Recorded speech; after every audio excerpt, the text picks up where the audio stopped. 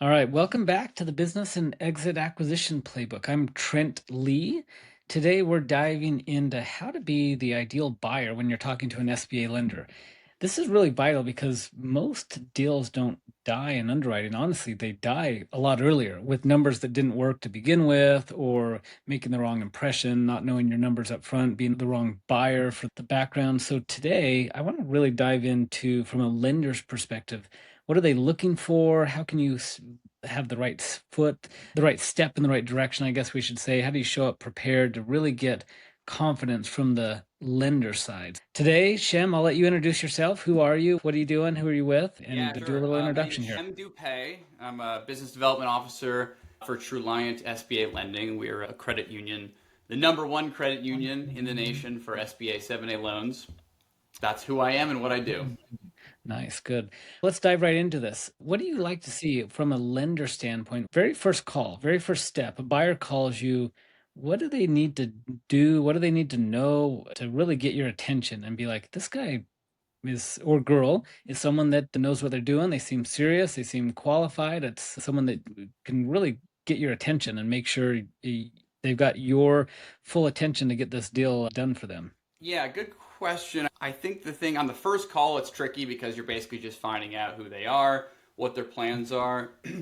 So for me, the things I'm going to focus on is what industry are you looking in, right? Are you under LOI? If not, what industry are you looking with? Let's say it's a pre-qualification for the buyer. I'm going to ask about your past, right? What are your strengths? What have you done historically? And what industries are you looking in? And ideally, that buyer is going to be confident that they're looking in a specific industry and it's not going to be too broad. If it's too broad, that's never really a good thing, right? It makes it seem like you're just looking anywhere for any cash flowing business. What we really want to see is that you're looking for something in an industry that you understand. So that's the first thing. And then the second thing is really going to be, tell me about the size business you're looking for. Are you looking for a Mhm. $5 million business? Are you looking for a $500,000 loan? That really matters because then we're going to discuss your personal financial situation. And if your personal financial situation doesn't match the transaction size you're going for, that's probably a non-starter. So that's where I like to, on the early stage and in the pre-qualification stage, educate borrowers and buyers on what range they really should be looking in based on their personal liquidity, their post-closing liquidity, and things like that. So those are the areas that we're going to start with early on in the process. Yeah, you had mentioned something that I think is so vital. As a business broker, I get calls all the time from a buyer who says, I'm industry agnostic. For me, that's like the first thing that they say that's like, all right, this guy doesn't know what he's talking about, or Yeah, this girl doesn't know what they're yeah, talking about. They really do need to find something that they've got some type of industry experience or at least ancillary experience yeah. where they can go to the lender and say, I'm the right guy or girl to run this business because I have either direct industry experience or something that can cross over and Yeah. even bridge the gap between Yeah, that exactly. logically. Like sometimes what we really look for is management experience. Obviously, that's like a baseline broad experience, right? You've managed people, you've hired, you've fired, you've retained employees, presumably, right? Something like that. And then other times it could be as simple as inventory management, right? If you're buying a liquor store, maybe years of management experience isn't as important as being able to manage inventory. So that's the kind of thing that I try to like find a direction for that particular buyer during the pre-qual stage where it's okay, this can't be too broad. We need to know at times it has to be broad because they may not have an industry in mind and they do have good management experience. But yeah, that's always something that I'm looking at too, is like trying to make sure this person has an idea of where they want to go. What are they passionate about? Not just any industry, right, that cash flows. Yeah, when it comes to helping someone determine an appropriate price, walk me through the basic math. What are some metrics that a buyer needs to be aware of to say this price point is generally where I need to be based on whatever the down payment or anything Yeah. else that you might be asking So about? there's a really conservative metric that I can use, and this is not going to be totally black and white, but the most conservative metric is really going to be like 20% of whatever the project you're looking at is. So 10% is basically the down payment, and then another 10% for post-close liquidity. Mm. Now, that's again, that's probably like the most conservative number. I think pretty much any lender is going to go for that, so that's why I use it. We may be more liberal or flexible depending on the situation. For example, like post-close liquidity might not be as important if there's a spouse who's guaranteeing with outside income. So you have that sort of outside source for your own personal expenses. Or maybe the cash flow of the business is excessively high and you can pay yourself back more quickly. And so the post-close liquidity isn't as much of an issue there. But certainly we don't want to see someone have just 10%, right? Just 10% and nothing left over. I don't think we're ever going to want to do that deal. Maybe if it's a management buyout or something and there's just no risk of turbulence in the business after the transaction. So for me, maybe it's 15%. Maybe that's the right number. It's a little flexible on the post-close liquidity side, but generally speaking, you're going to want to have 10% down. And if there's some flexibility there we could talk about as well. But that's the number I use conservatively at the early stages so they know where to shop around and they're not coming back to me with a $5 million business when they really should be in the $500,000 range. Yeah, that's right in line with, in fact, in my school community, I've got an ideal deal size calculator that follows that same math. I'm looking at half of their down payment being used for the 10% down, the other half being used for just post-closing liquidity for their own family finances, so we're Yep. not cutting them too close. Yep, exactly. Yeah. When it comes to a buyer reaching out to you, what numbers do you want them to really know? Obviously, purchase price, but what else do Yeah. they need to know for you to say, this guy or girl knows what they've done their homework, they know Yeah. what they're doing? Yeah, I spend pretty much all my time doing this, so there's definitely things that come to mind. For some reason, I'm not sure why, but the debt service calculation that borrowers do on their own is always much better than what I come up with. And I know what those reasons are because when I send them, hey, this is what I have, they send me back, this is what I have, and then we compare notes. But really, what I'm typically seeing is seller notes. If there's seller notes, those are not factored in. Maybe it's on 2-year standby, but most lenders are going to still have to factor in the seller note because 2 years goes by quick. So we still want to factor that in. And then there's often they're not factoring in their salary coming out, right? So they'll add back the seller's salary, but the owners don't put in a new one for them. Or they'll do it after debt service coverage or something. I don't know, the calculator doesn't put it in the right order. So usually I'll do that, and then a lot of times the deal is just dead on arrival right then and there. What I would love to see is a buyer who did a really good debt service calculation and is, yeah, so I've looked at this, it looks good historically. Maybe they even have looked at some trends or identified some risks and have some answers already for me, because I'm certainly going to have them. So if they had that for me, that would be great. I can move faster. So those are some of the things preliminarily that I like to see. And when I see those things, I get really excited because I'm like, all right, I'm dealing with a good one here. Yeah, that DSCR is so important. In fact, I literally just did a video and a post last week about buyers often think the very first number they think about is the multiple. What multiple of earnings are they paying for? Mm-hmm. And correct me if I'm wrong, from a lender standpoint, you don't really care about the multiple as Not at long as the all. DSCR works. Yeah, totally. And I tell people that all the time. Sometimes it happens, you'll have buyers ask you as a lender, what's your impression on the valuation? And you're just like, I don't care. I don't care at all about the valuation. I care about repayment of the loan. So I'm looking at historical cash flow, right? Like the valuation is between you and the seller and the broker. Like for me, Yeah. I'm singularly focused on repayment of the loan. And you get a business valuation with the SBA in closing typically. And so it does matter what the valuation is to some degree, but that's not where my focus is.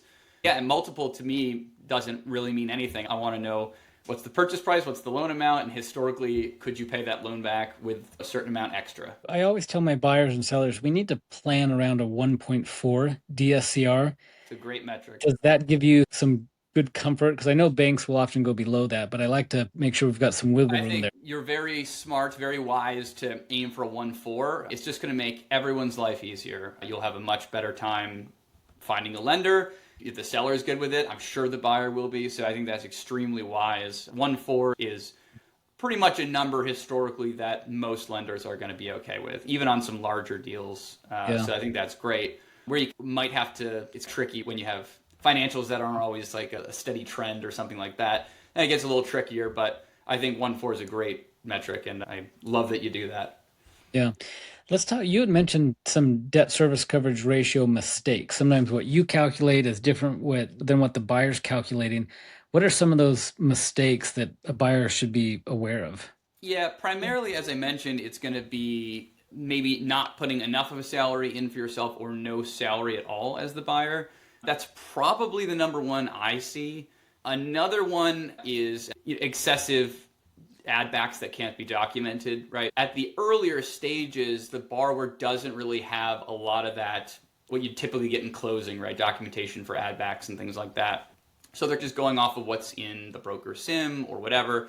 But then when I get it, I have to use the tax returns and I have to be a lot more scrutinizing. And so there's a lot of conflict there more often than not. So that's one of the biggest things. So I would advise, if you don't have proof of add backs at the beginning stages at least, work off the tax returns and obviously the standard add backs. And then if you do need to use those other add backs, get some verification of them or find out if you can get verification of them.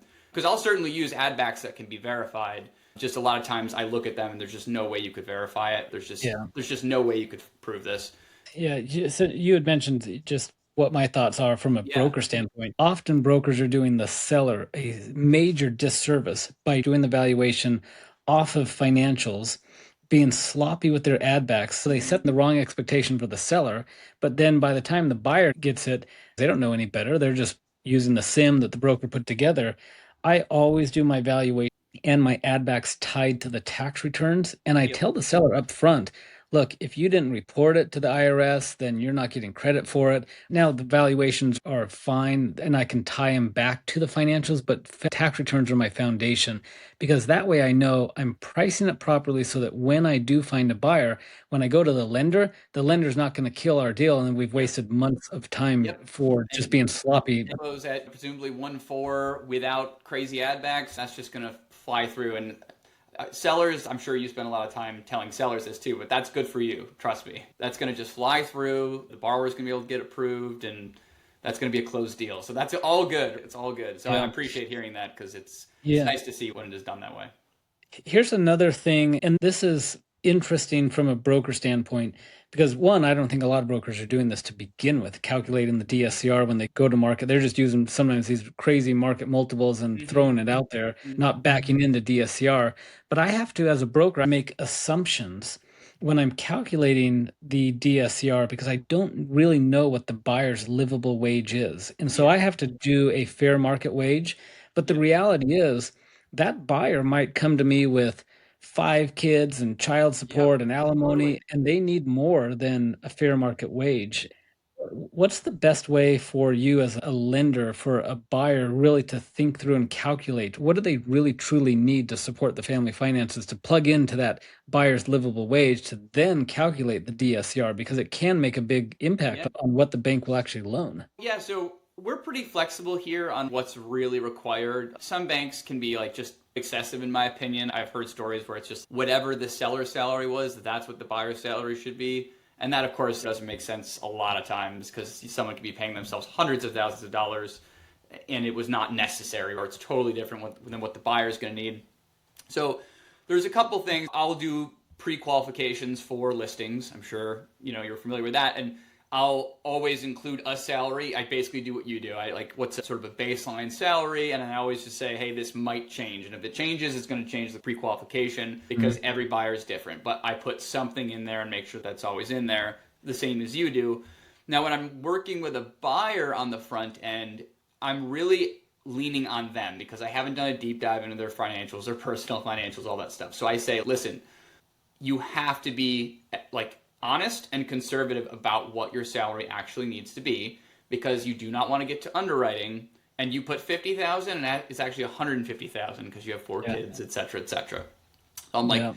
we need to structure this around reality, not fantasy. So I really lean on the buyer to be honest, and I tell them any dishonesty is going to be bad for you later on. So tell me. And then, of course, when I get their personal finances later on, I can verify that's actually accurate. And that works. We have a calculator that helps with personal cash flow and that sort of thing.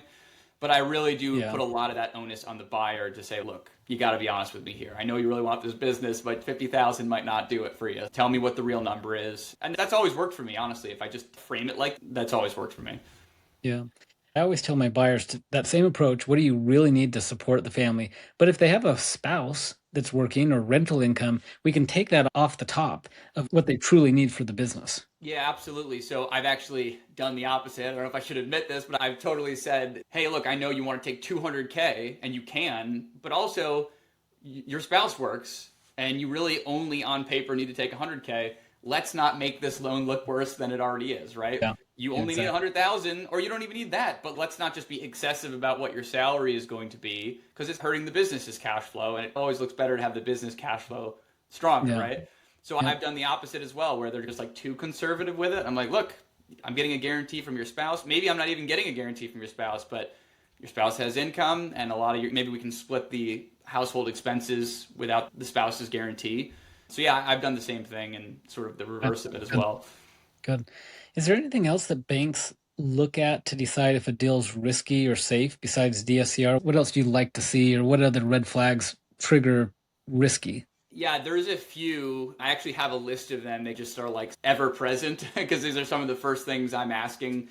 Some of them are deal killing, some of them are just really hard to get over, and others are just general risks. So, some of the biggest ones you'll see for most SBA lenders is, are you local to the business?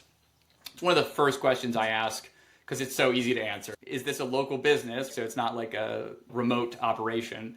Are you local? And if you're not local, what's your plan to relocate? And if there's just no plan, that's going to be a huge hurdle to overcome. Wait a minute, you don't want to do out of state, absentee, no money down? Exactly. Yeah, that's my dream borrower in the mirror dimension, right? In some horrible reality, that's my dream borrower. So that's always a big one. And there's compliance issues with that too. As you mentioned, absentee ownership. It starts to look like absentee ownership, which the SBA does not like. So it's very hard to make that case that you're not an absentee owner. So we steer away from those. And of course, there's other issues with not living local to the business. Higher risk industries. I made that post about the high risk industries versus lower risk industries.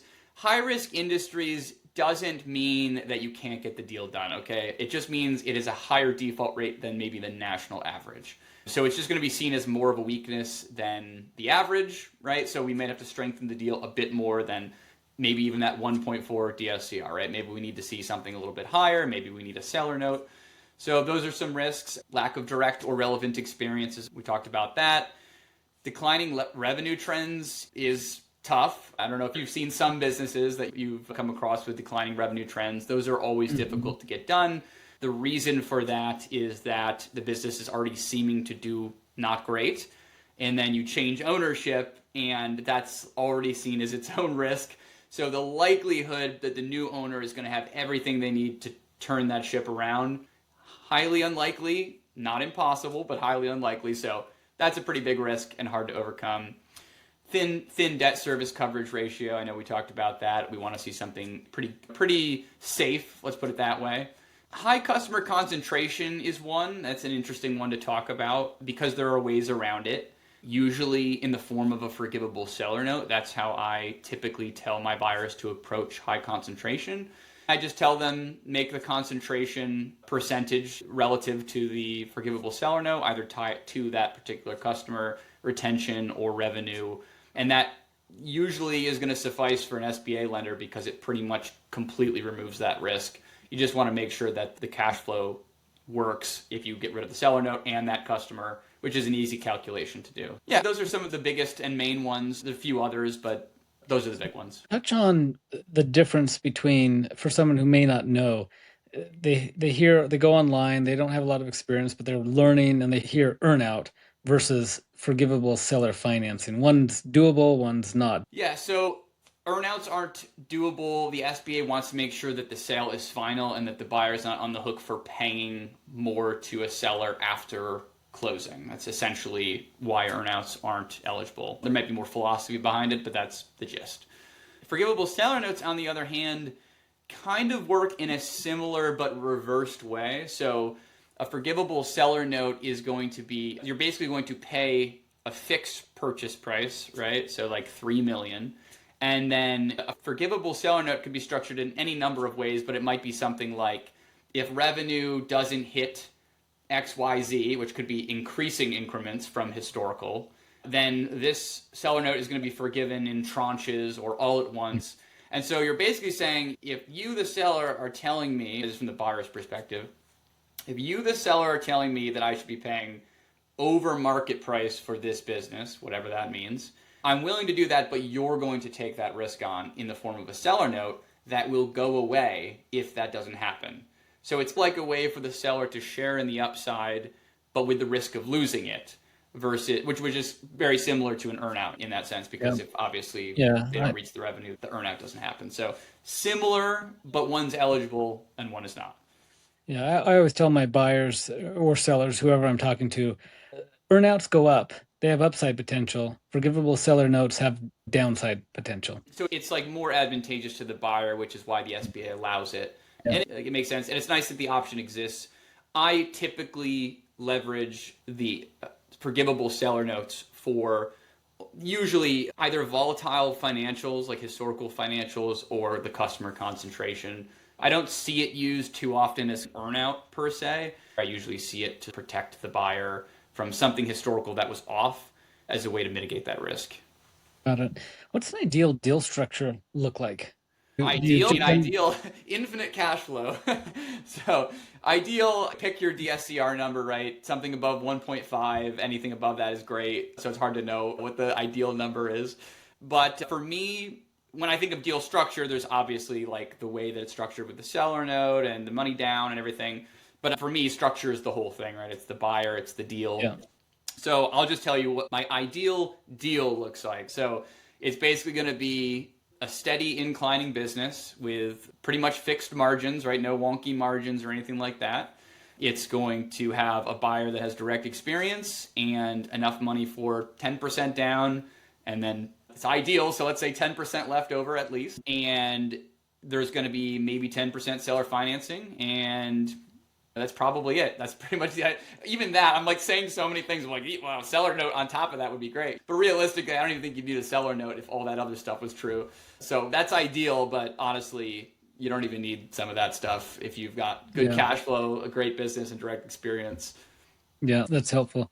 What happens in underwriting? Sometimes it's like this nebulous, hidden behind the curtain underwriter that you don't ever really get to talk to. You get the random questions, but what are they looking for? How does a buyer Yeah. feel confident that they can get through underwriting? Yeah, great question, because it definitely, and I tell all of my buyers, one of the first things I tell them, maybe it's when they go into underwriting, I'm like, contrary to what you imagine what the underwriter is like, these are very nice, very normal people. They're analytical for sure, but they are absolutely on your side by default. So they generally get a deal and their first thought is, okay, the salesperson who I trust sent me this deal. It's probably a good deal. But their job is to comb through it and identify risks, not to kill the deal, but to address them and mitigate them. Now, if I've done a good job, it shouldn't get to their desk if there's 20 risks that haven't been identified or addressed. That's all the things that we've been talking about that I should be doing on the front end to have confidence that the deal can get done.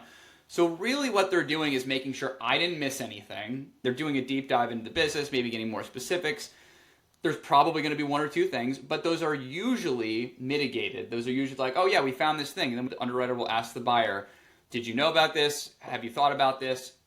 They email back a response. It goes in the memo and you're on your way. So it's not like Shark Tank. It's not like any of that stuff, right? It's very much trying to get the deal done. And if they find risks, they want to help mitigate them.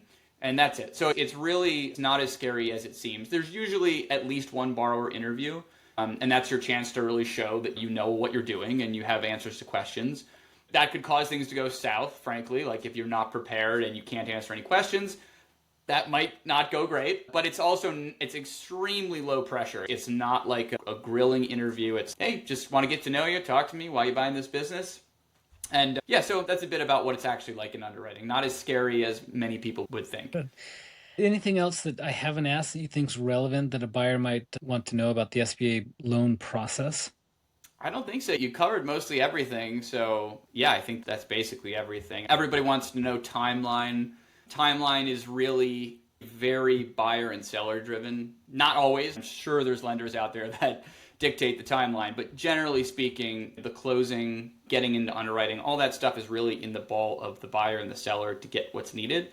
But generally speaking, you can close your SBA loan from signed commitment letter. You usually can do it in 60 days with a good lender. It could take longer if there's real estate, or it could take longer if, again, there's little delays here and there that you can't help. But generally speaking, it's probably a 60-day process with everybody all on the same page. Let's say someone wanted to reach out to get pre-approved as a buyer, or maybe they have a deal already that they need a lender with. How do they contact you? Sure, they can find me on LinkedIn, Shem Doupe. That's probably the easiest way. You can shoot me a message, or you can email me. It's shem.doupe@TrueLiantFCU, Federal Credit Union, .org. So those are two of the easiest ways to get a hold of me. I pride myself in my responsiveness, so if you don't hear from me, I'm probably dead or something. So I appreciate it. This has been great, super helpful, great information. And I'd encourage anyone that's listening, reach out if they have any questions or want to start the application process with you. yeah, thank you for having me. It was great to join you. You got it.